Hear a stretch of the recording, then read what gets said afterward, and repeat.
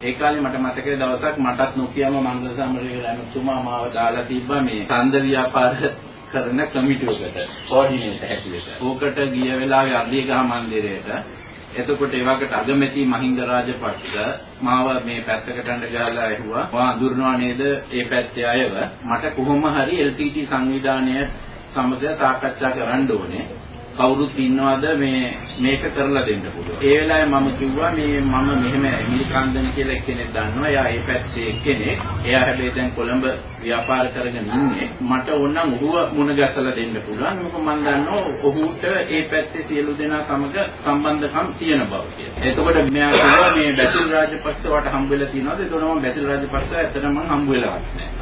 ඒ වෙලාවේ බැසිල්ට එන්න කියලා බැසිල්ට මාවන්දුරලා දීලා කොහොම හරි මේ එමිල් කාන්දන්ව මුණ ගැසලා දෙන්න කිව්වා. ඊට පස්සේ උනේ එමිල් කාන්දන්ට කතා කරලා මම කිව්වා මෙන්න මෙහෙම මේ බැසිල් රාජපක්ෂට මුණ ගැහෙන්න ඕනේ මේ අගමැති මහින්ද රාජපක්ෂ වෙනුවෙන් පුළුවන් ද කිව්වහම මගේ කාර්යාලයේ දවසක් දාගෙන බැසිල් රාජපක්ෂත් ඇවිල්ලා එමිල් කාන්දන්ව මුණ ගැසුණා.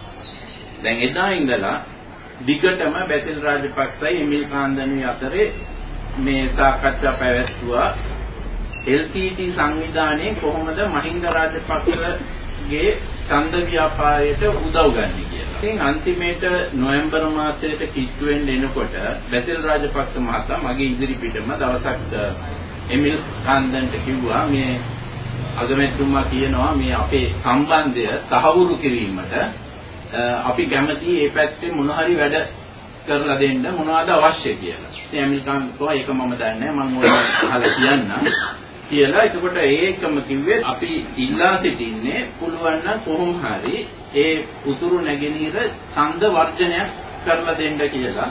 එහෙම ඡන්ද වර්ජනයක් කෙරුවොත් දකුණේ ඡන්දයෙන් අනිවාර්යයෙන් මහින්ද රාජපක්ෂට ජනාධිපති වෙන්න පුළුවන් කියලා. ඒ පාර මේ එමිල් කාන්දන් ඊළඟ සාකච්ඡාවේදී ඒ මොකද මේ දෙන්න හැමදාම හම්බ වෙන්න ඉන්නේ මගේ ඔෆිස් එකේ. ඉතින් මමත් එතන ඉන්නවා. එමිල් කාන්දන් කිව්වා මේ බැසිල් ඔයා මේ එදා ඇහුවා නේද අපිට මොන හරි ඕනේද කියලා. අපිට මේ බෝට්ටු වගේක් අවශ්‍ය වෙලා තියෙනවා මේ ඒකට මොන හරි උදව්වක් කරන්න පුළුවන්ද කියලා. ඒතකොට බැසිල් එකපාරට ඇහුවා මේ ඒකට කීයක් යනවද? ඉතින් මේගොල්ලන් කිව්වා ඒකට මිලියන 180ක් වැය වෙනවා. බැසිල් එකපාරට කිව්වා නෑ ඒක කිසි ප්‍රශ්නයක් නෑ අපි මේ මුදල් ටික දෙන්නම් කියලා ඒ සාකච්ඡාව එතනින් අවසන් වුණා. ඊට පස්සේ ආයි එක දවසක් බැසිල් මට කතා කරලා කිව්වා මම අද රැයටත් එනවා හෙට මම එමිල්ටත් කිව්වා එන්න කියලා පොඩ්ඩක් හම්බ වෙන්න ඕනේ. ඒ පාර එමිල් කාන්දන් එදා රැයත් මගේ ඔෆිස් එකට ආවා. බැසිලුත් ආවා. හැබැයි ඉතින් මම හිතපු නැති දෙයක් එදා උනේ බැසිල් ආවේ මේ ලොකු ට්‍රැවලින් බෑග් කීපයක් අරගෙන. ඉතින් මේ ට්‍රැවලින් බෑග් වල ගෙනල්ලා මම මේ දැන් මේවා මේ අද කියන දේවල් නෙමෙයි. මේ මං අද කියන සියලු දේ මාව ප්‍රශ්න කෙරුවේ මේ එමිල් කාන්දන්ට ගෙවල් හදලා දුන්නාද ඒවා මේවා කියලා 2007 රස්ත විමර්ශන ඒකකයේ මගේ කට උත්තරවල මම මේ දැන් කියන හැම දෙයක්ම මම ලියලා තියෙනවා. නමුත් මම ඒක මහජනයාටවත් මාධ්‍යයටවත් කිව්වේ නැත්තේ මම ඒ දවස්වල හිතුවේ මේ හරි අපි ඒ දවස්වල එකට හිටියා අපි මේ ඡන්ද ව්‍යාපාරයට එකට වැඩ කෙරුවා.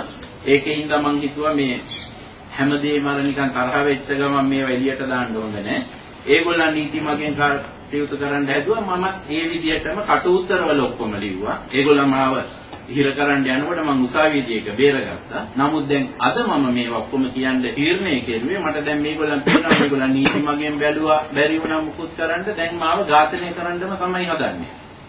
ඉතින් දැන් ඒගොල්ලන් ඉච්චර දුරට යනකොට ආයි මම හිතුවා දැන් මම මේවා නිකන් තියාගෙන ඉඳලා වැඩක් නැහැ. මම සියලු දෙනාටම මේක දැනගන්න කියන්න ඕනේ කියලා. ඉතින් මේ සල්ලි ගෙනාවා.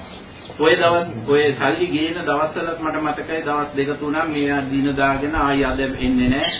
එනවා කියනවා එන්නේ නැහැ කියනවා. ඊට පස්සේ මෙයා කියනවා නෑ අපිට මේ සල්ලි වගේක් එන්න තියෙනවා ඒවා පරක්කු වෙලා කියලා කොහොම හරි අන්තිමේට මිලියන 180 දුන්නේ මේ අපේ ලංකාව ළඟම තියෙන රටකින් ලබා දුන්න ඒ තානාපති කාර්යාලය හරහා ඡන්ද කටයුතු වලට ඩොලර් වලින් යම් තියනවා. ඒ ඩොලර් නෝට්ටු වලින් ගානකොයි සිංගප්පූරුවේ ලොකු මේ ආයතනයක් තියෙනවා. ඒගොල්ලන් මෙහි ගොඩක් වැඩ කරන ආයතනයක්. ඒ ආයතනයෙන් සල්ලි ට්‍රාන්ස්ෆර් කරලා ඒවා රුපියල් කරලා ඩොලරුයි රුපියල් වලින් තමයි ගෙනල්ලා මේ මිලියන 180ම මේ බාර දුන්නේ බැසිල් රාජපක්ෂ. දැන් 2007 ඉඳන්ම ඔයගලන්ට ඇහිලා ඇතිනේ. මහින්ද රාජපක්ෂලා කොටින්ට සල්ලි දුන්න කතාව. මේක තමයි ඇත්ත කතාව. ඔය මේ සියලු දේ උනේ මගේ ඉස්සරහ පිට. ත්‍රස්ත විමර්ශන එකකේ කට උතරේ මම ඇසින් දුටු සාක්ෂි ඉදන් ලියුවා. නමුත් ඒවා ඔක්කොම යට ගියා. මං හිතන්නේ මං ඒවා ලියපු ගමන් මගේ කට උත්තර ගන්න එකක් නැවතුණා. එදා මට මතකයි මම ඕවා ලියනකොට එතන හිටියේ මේ ඒකේ අධ්‍යක්ෂක වාකිස්ට OIC ප්‍රසන්නල්විස් මේගොල්ලන් පුදුම විදියට දැඟලුවා මේක නොලියයින්ද. ඒ පාර මම කිව්වා අන්තිමේට මම කියන එක ලියන්නේ නැත්නම් මම අස්සම් කරන්නේ නැහැ කටුවට. එහෙනම් අපි උසාවියේදී ඒක බලන්න. ඒ පාර තමයි ඒගොල්ලන්ට මට ඉඩ දෙන්න උනා මං කියන ඒවා ඔක්කොම ලියලා අස්සම් කරා.